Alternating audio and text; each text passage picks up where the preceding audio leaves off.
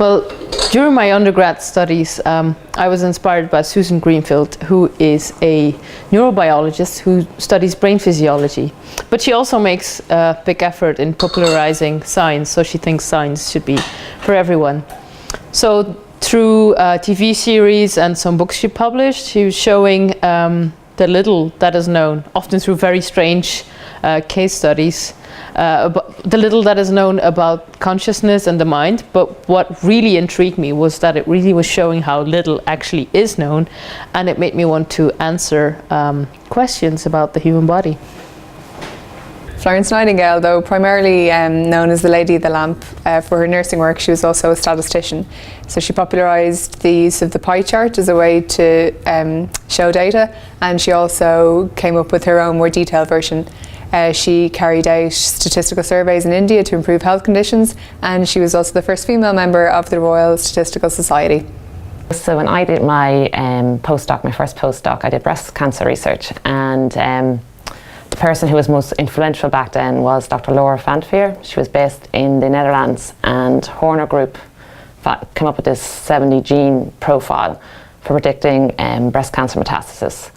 And it gave rise to MammaPrint, which was the first FDA approved breast cancer recurrence assay.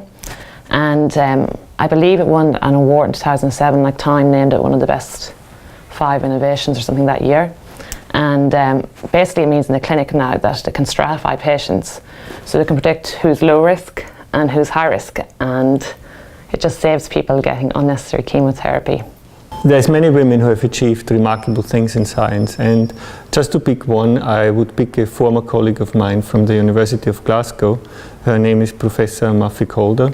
She was the first female professor in computing science at the University of Glasgow, then went on to become Dean of Research, and now is the Chief Scientific Advisor for the Scottish Government. And one of the reasons why I picked her, I think she's a great role model, not only because she has achieved really tremendous success in science, but she also has shown great responsibility in terms of impact on society. And on top of all of that, she's a very nice person.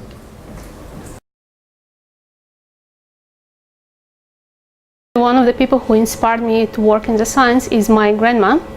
She is a medical doctor, and she worked in clinics over 40 years, but she was also involved in medical research. And as a kid, I remember having dinner with her, and quite often someone from family, friends, neighbors would call and ask about problems he's having and how it can be sorted out. And as a kid, I understood that eventually the condition can be diagnosed, and the best available treatment at that time would be suggested. But as a kid, I was also very curious how this condition, this disease happens first place. And this is what drive me to learn molecular biology and biochemistry. Well, my actual initial inspiration to start science was my mother. She was always inspiring me and encouraging me to do science, and the main reason was that she already had a bachelor in chemistry, but she never had the chance to continue the science career, which she loved to. So she was always forcing me and encouraging me to do it and continue my career in science, and that's why I'm here now doing my PhD with SPI.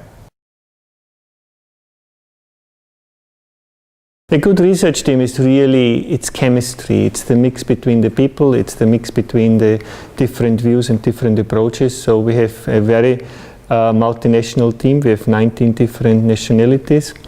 It is also very important for a good research team to have an equal gender balance, and we actually have about 50-50 women and males in Systems Biology Ireland, and it is just a sort of good mix because males and females tend to think a little bit different, work a little bit different, and this actually makes a very good mix. It is extremely important in our line of work, which is driven by creativity, to actually have this environment and this atmosphere around where we can generate that vibrant culture which drives research.